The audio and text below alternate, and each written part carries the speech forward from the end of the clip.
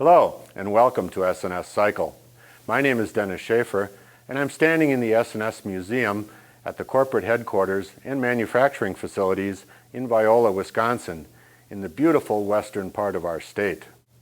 I'm surrounded by a fabulous collection of motorcycles, both new and old, that speak to the rich performance heritage of S&S. Do you know that vintage motorcycling has become one of the fastest growing segments of the motorcycle power sports industry? The interest from collectors, restoration groups, vintage racers, and even investors has caused the demand for older motorcycles to soar. Keeping that old iron on the road has created a new demand for replacement parts. In response to requests, Flathead Power has made available a series of reproduction kickstart covers for 1940 to 1986 big twins. Authentic in every detail, each cover has painstakingly duplicated even the unique casting features for each model year's application. This cover, unique to 1940 to 47 models, even has the cast-in manufacturing date code for July 1946. We've updated the cover with improvements that weren't in the original design. A full-length bushing for better oiling and support, and a modern seal in the cover are subtly incorporated in the redesign. Now let's begin our disassembly. First, remove the retaining bolt and carefully remove the seat. This will give us access to the battery terminal connections. It is important that you disconnect the negative terminal from the battery. This is a good shop safety practice. These kickstart covers fit a lot of motorcycles made between 1940 and 1986. It will be necessary to remove some components like exhaust system parts and brackets to gain access to the cover itself. There are too many models and custom applications to cover them all individually, so just be aware that some parts will need to be removed in preparation. Loosen the pinch bolt and remove the kickstart lever from the shaft. Repeated usage can make it difficult to remove the kickstart lever, so it's easier to remove the lever while the cover is still in place. Also, remove any shields or decorative covers.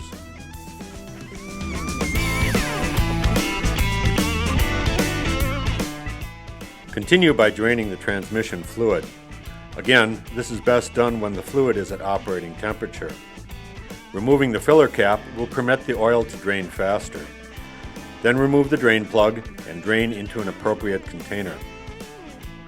After all the old fluid is drained, clean and replace the drain plug now so you don't forget. Replace the O-ring if there is one, and apply a small amount of teflon pipe sealant or tape to the drain plug's threads. Install and tighten the plug. Loosen the clutch cable adjuster lock nut. Turn the adjuster inward to introduce free play into the clutch cable. Large amount of free play in the cable, it can easily be removed from the release arm on the transmission. Remove all the remaining nuts and washers from the cover. Slip the kickstart lever back onto the shaft and use the lever to relieve the spring pressure in order to remove the cover. Now, remove the cover from the transmission. Remove and discard the old gasket. Clean all gasket surfaces, removing any old gasket material and oil. Examine the parts in the cover. If they are in good condition, you can swap your existing parts to the new cover. On Bruce's motorcycle, we are using some new parts and some existing parts. And that's what we will be installing in this cover. Secure the cover in a vise with protective jaw covers. Remove the clutch lever's nut and lock washer while still in the cover.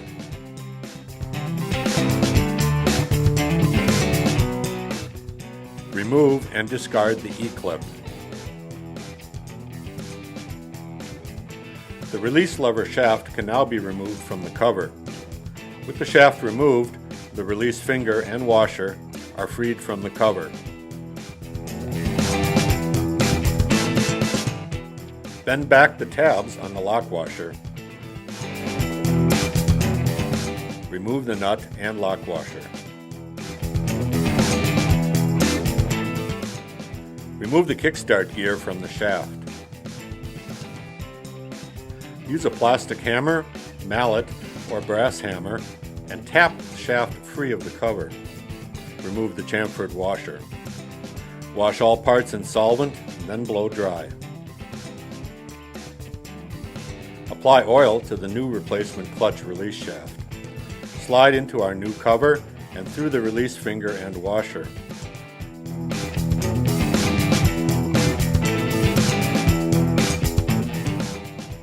Install a new E-clip on the end of the shaft.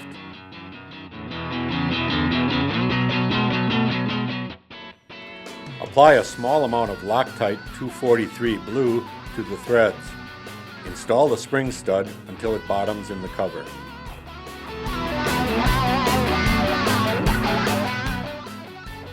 Apply oil to the replacement kickstart shaft and install the spring and washer with the chamfered side of the washer facing the spring. Tap the shaft into the cover with a mallet or plastic hammer.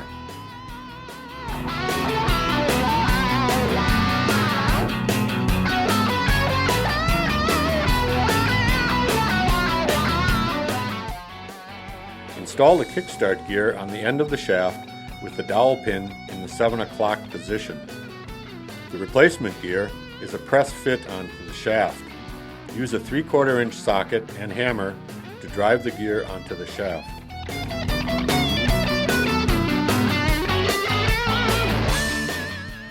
Install a new lock washer. Use a small amount of red Loctite 272 on the threads. Install the nut and torque to 30 to 40 foot-pounds. Bend the lock washer tabs against the nut flats. We are ready to install our cover assembly. Check one more time and make sure that the gasket surfaces are clean and free of any old gasket material or oil. Place a new gasket on the transmission studs. On models with mid-controls, 3 longer studs may be needed for the brake linkage bracket. Place the new cover over the studs until it contacts the gasket evenly. Install all washers and nuts finger tight. Tighten all nuts in a cross pattern. Final torque each nut to 13 to 16 foot-pounds. Reinstall the clutch lever release arm, washer, and nut. Tighten the nut securely.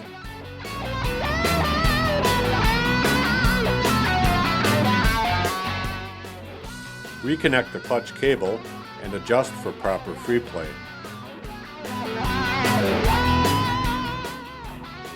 Reinstall the kickstart lever and all other components removed for cover replacement.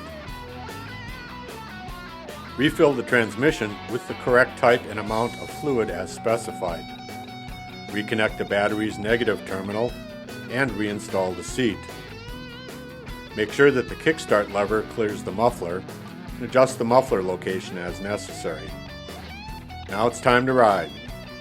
Road test and recheck fluid level.